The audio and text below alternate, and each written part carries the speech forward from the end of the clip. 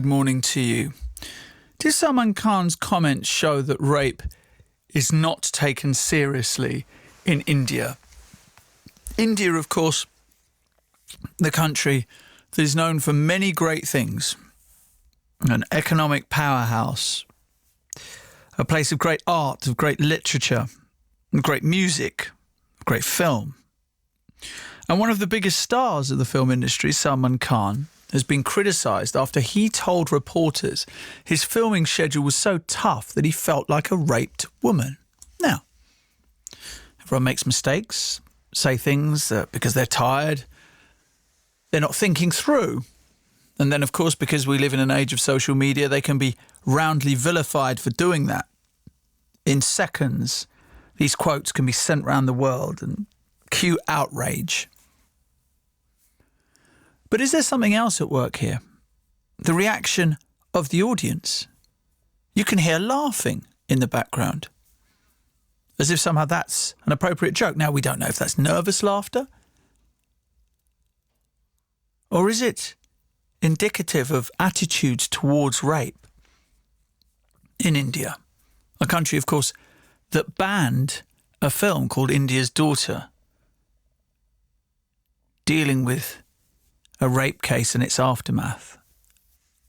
Does it just reinforce the stereotypes people have about the treatment of women in that country? Now, of course, there will be people who will argue, picking on India again, India isn't the rape capital of the world, but those people will be missing the point. This isn't about trying a race to the bottom to see who has the worst rape statistics in the country. It's the BBC Asian Network, so we discuss India, Pakistan, Bangladesh, Sri Lanka. Now, women's rights have a long way to go in all of those countries. But India is supposed to be the beacon of the region, one of the world's most powerful countries. Surely it should take a moral lead rather than just trying to say, well, look, they're worse than us. That's not a defence. Certainly not a credible one. So, do Salman Khan's comments and the attitude of some of the people in the audience perhaps show that rape is still not getting taken seriously in India? Let's speak to Ruchira Gupta, who joins us from India. Ruchira, thank you for joining us. You're welcome. Ruchira, can I ask you, since the Delhi rape case and the furore around it, and then it didn't seem to be a day go by without NDTV and various news organisations reporting on these terrible crimes against women, but has it succeeded in any way, shape or form in changing male attitudes towards rape, do you think? Absolutely. I think men are more sensitive to the fact that what they did not know was rape is now termed as rape. People know that rape can be done with objects. People know that if a woman says no, then sex with her is rape. There is a conversation in the public domain about it. And Salman Khan's comments are interesting to me because they also show empathy. He says that, while acting as a wrestler, he had to throw himself on the ground 1,000,000 times. He had to walk up and down the ring. He could not walk straight. And then he would have to eat and then go back right into, acting out a wrestler's moves. So at least he had the empathy to understand that for a woman whose body had been penetrated forcefully, she could not walk straight. And I thought that was interesting. What I found troubling was that it trivialized the experience of rape that a woman goes through by comparing it to acting as a wrestler. Yes, there is pain. Yes, there is trouble, but it definitely is not of the same extreme brutality as in rape. First of all, there's no body penetration involved. So I have mixed feelings about Salman Khan's comments that he did mention what happened to him as rape because the woman could not walk straight. But I also felt he should not have trivialized it by putting it in the same context. Do you think, Ruchira, that pre the Delhi rape case, if he had said something like this, he would have retracted it immediately?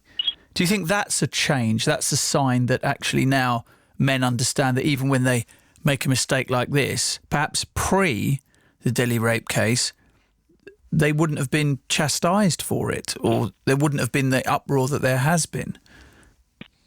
Absolutely. The Delhi rape case was a moment in history after which things have changed forever. It sort of, kindled the dry timber of centuries, because suddenly young people were outraged and they began to speak up and say that this is not the India we want. This kind of brutality, a girl going on a bus, being raped just for going to watch a movie. Every young person was out on the streets, men and women. And I remember standing in protests outside Parliament when some young men wanted to be at the front of the protest. And all of us told them that, no, this is our protest and you can take photographs and be at the back. But we don't want to be protected from the batons or the water cannons. We are willing to take it on. And the men did that. So, yes, it did change things around. Men became more sensitive. They began to understand what women want and don't want. But also women became much more bold. They began to speak up. And the shame, which always used to be the woman's and not the rapist, that completely changed after the Delhi rape, because every woman began to speak up about what had happened to her. She would speak about what her boss did to her, what her editor did to her, what a judge would do to an intern. They began to blog about it. They began to speak on TV. Suddenly the shame disappeared, because courage is contagious. And when one woman spoke up and 1,000 others followed, the conversation shifted to what men should be doing and not doing. Instead of the same old, things which would go on, that women should not wear such clothes or women should not go out at night. Things changed. Things completely changed after that. And it became about what men should do. Stay with us, Ruchira. Thank you. Anisha Bhavnani is a blogger from India but now lives here in the UK. Anisha, good morning.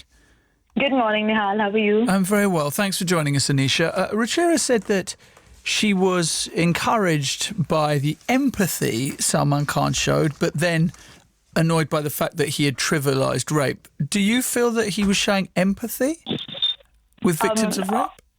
Honestly, at first I thought she was being sarcastic. I was very sure she was being sarcastic because I don't agree with that at all. I feel like definitely trivializing it was a problem, but to actually compare what he goes through to rape is not empathy. It's just blowing things completely out of proportion. He has no perspective if he's able to say things like that, especially because what he did was consensual. When he was fighting, when he went on the shoot and he was wrestling, it was consensual, whereas rape is not. No matter how much pain you feel, it's not. Like, he wanted to feel that pain, but a woman who gets raped does not. So honestly, I don't think empathy has any role to play here.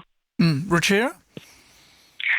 I think I agree with her that it's not the kind of empathy that we are looking for, but the comment that he made, that he could not walk straight and therefore he felt like a rape victim, at least he had enough of an empathy to understand that the rape victim cannot walk straight because of what happens to her physically, which was quite a leap in imagination for a man, I felt.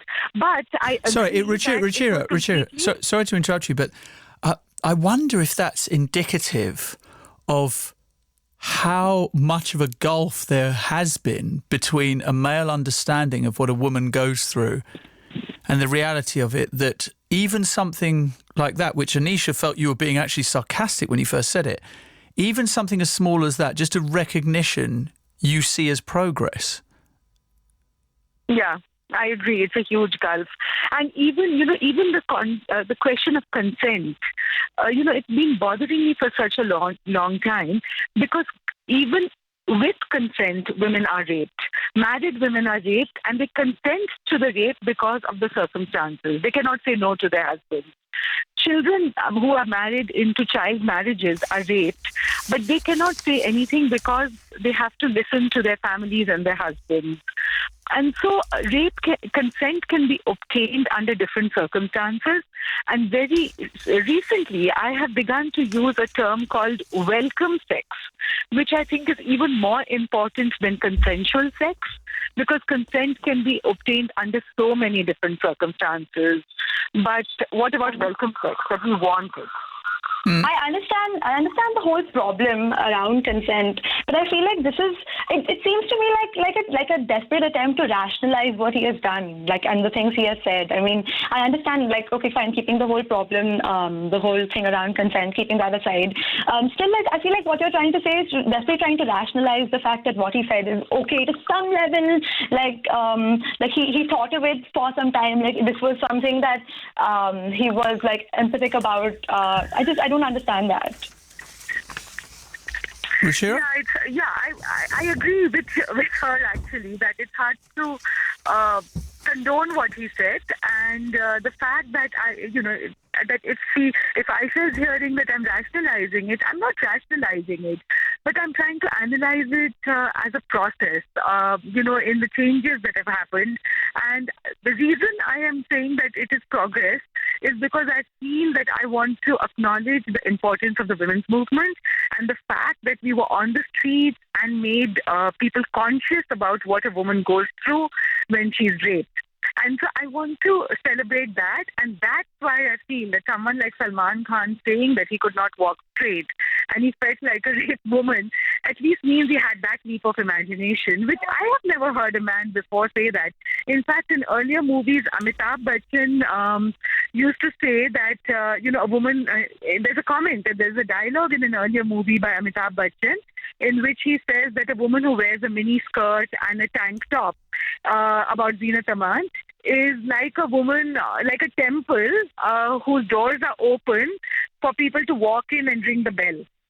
So now that... Right, so, okay, Ruchira, one moment. Anisha, Ruchira's point, as you've just heard her say, is that that's progress, the fact that Salman Khan is at least acknowledging the fact that rape has terrible consequences for a woman in terms of how she looks physically or how she walks physically, and that, somewhat depressingly, is progress, Anisha.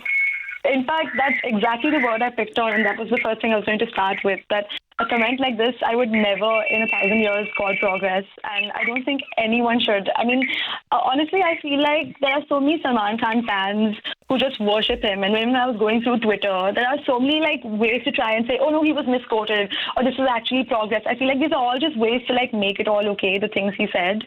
I mean, I do understand that that's not completely how Rajiv feels, but honestly, it's completely coming off that way, because a comment like this can just never be called as progress. Let's bring Kishwar Desai, author who's written about this issue and, of course, is an activist in India. Kishwar, good morning. Good morning, Daniel. Can I ask you, Kishwar, it's quite interesting, Ruchira is saying that the fact that Salman Khan acknowledged the consequences of rape is progress in some way, that there's empathy there.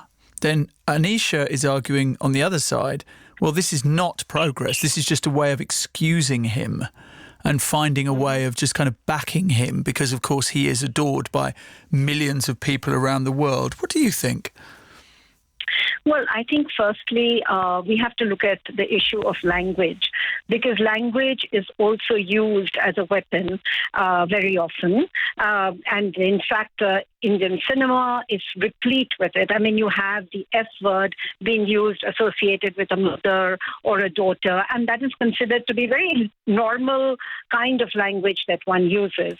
So that is on screen as well as off screen, and you find it on the streets, and nobody ever really objects to it. In fact, we had a recent case, as you know, of this film called Urta Punjab, in which there is a lot of this language being used, and that seems to be absolutely fine with everybody, that this sort of language is used. So that is one side of the story where things like this become ordinary and acceptable. So then you have a underlying misogyny which exists in society. And I would say that after the rape case, of course, we're talking about the Nirbhaya rape case, which was really something which startled everybody out of what, the complacency that everything was all right. Everything was not fine with the status of Indian women. And therefore, it was important for people to begin to understand that the use of language, the way they look at women, even, a woman can feel raped while walking down the street. You don't have to actually penetrate her for her to feel that she has been violated. And I think a lot of us have experienced that when you walk down and you look at a lot of men ogling you or whistling at you, which was considered not too very long ago to have been a complimentary thing. Now we learn, so we have also learned that this is nothing to be pleased with because it leads to something else and something else. And there is a kind of a violation which women do suffer. So I do agree somewhat with Ruchira when he says that Salman Khan said that he felt raped. I don't think he meant that he felt physically raped, and I'm no fan, let me just tell you, of Salman Khan, so I am not at all defending him. But I think the fact is that when he said he walked down, and he has spoken, this is not the first time he said it, he said that whenever he came out of his van, the makeup van, he would feel so horrible and naked, and, because he would come and he could barely walk down, and, it was a difficult role. Let him admit it was a difficult role. Let him also think about it in a way that it was a kind of violation he felt when he went, even though he was, it was something he had agreed to do, but he could compare it to something else which perhaps a woman might feel if she's walking down a street. So let's not be too literal about his meaning. But to the other point, whether things have changed in India, it is definitely a good sign that we are discussing this today because, a while ago, this would not have even been the topic of a conversation. It would have been just something with, the misogynistic world we live in. It's perfectly fine if Salman Khan, this big hero, comes out and says something about women, and that's cool, that's perfectly fine. But more worrying, Nihal, is what you mentioned earlier about the laughter from the audience when he said it. Because let me again say that I have been going for movies, and I'm a great movie buff. As you know, I write about cinema, and I do go, and what has been appalling me recently, and it happened in a couple of films earlier, and it happened again in Urta Punjab, where there were scenes of violence, of rape, of language which was really horrible being used, and the audience was cheering and laughing and clapping, and, it was something, there was loud applause. And so it tells you that, he is also, yes, he's aware of it, probably. I mean, people who are making these kind of films are also aware of the reaction. They're also aware that they are playing to the gallery, and they're playing to a largely male mindset, which needs to change. And I think that's the big question now, that should stars or people in public places. It's happened also with politicians, by the way. Salman Khan is an actor, and therefore we are talking about him. But politicians, prominent politicians in India, have said things which they need not have said.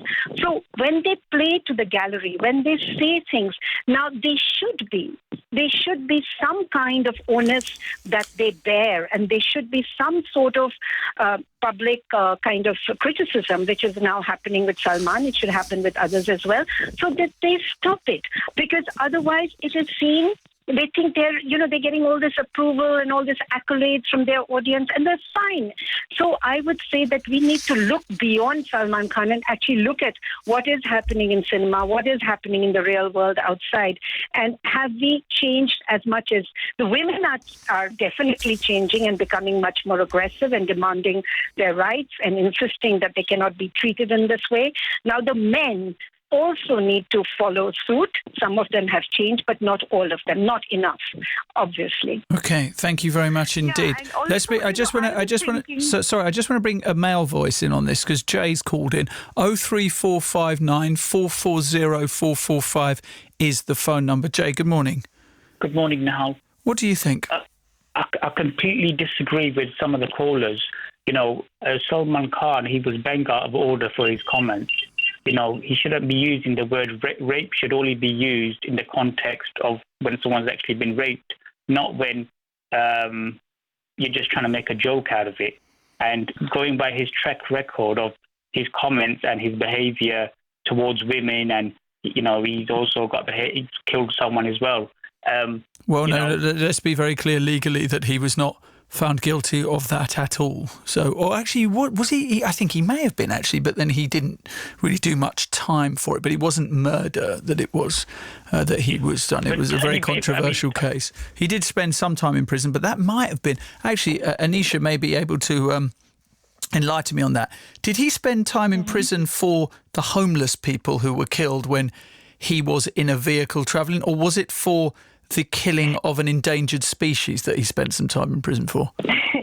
This sounds like a really funny question. I feel like nobody has ever said that sentence before. Oh, was he killed for this or for that? Was he put in prison for this or that? Yeah. So I don't think it was the homeless people, because I think he blamed his driver for that. He did. Yes, he did. Yeah, that was easy. So it was more. He can't blame his driver for this. Yes. For his comment. Yes, it is a strange question to have to ask, but that kind of backs up Jay's point about how trouble seems to find Salman Khan, doesn't it?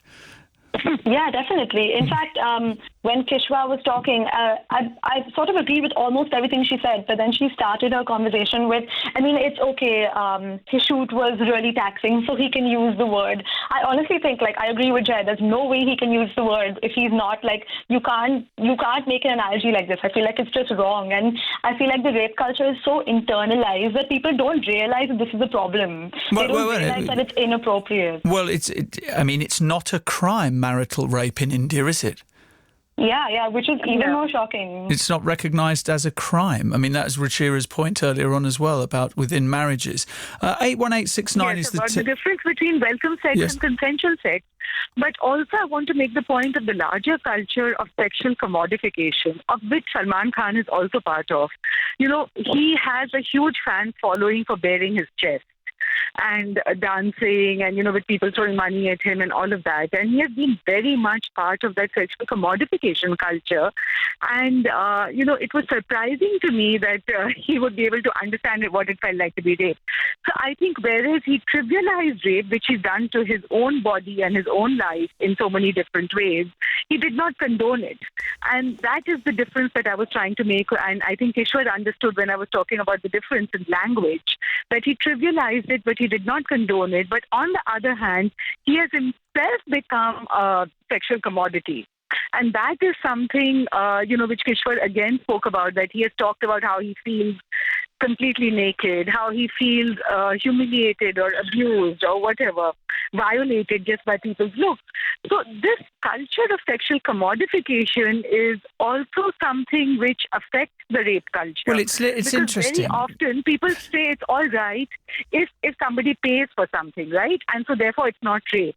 But if you pay for it, it can still be rape, as in the context of prostitution, the issue that I work with. And very often people say prostitutes cannot be raped.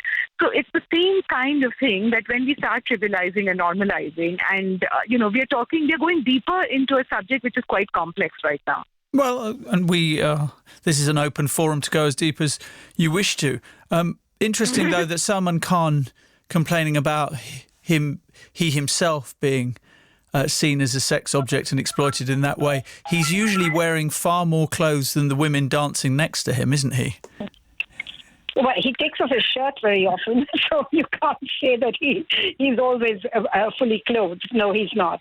He loves taking off his shirt. Definitely. Well, if he loves doing it, then he should stop complaining about himself being exploited as a sex object. I think in this particular case, because he had to come out in a very, very brief pair of shorts or whatever these wrestlers wear, that's where he began to feel that sense of humiliation. So I think it's he read the script, Kishwar. He would have read the script. I know. No. But that's fine. I'm saying that it's something he wanted to do. And let's not please trivialize the fact that he did use a word called, he did use the word rape, but I do feel that he used it in a different sense.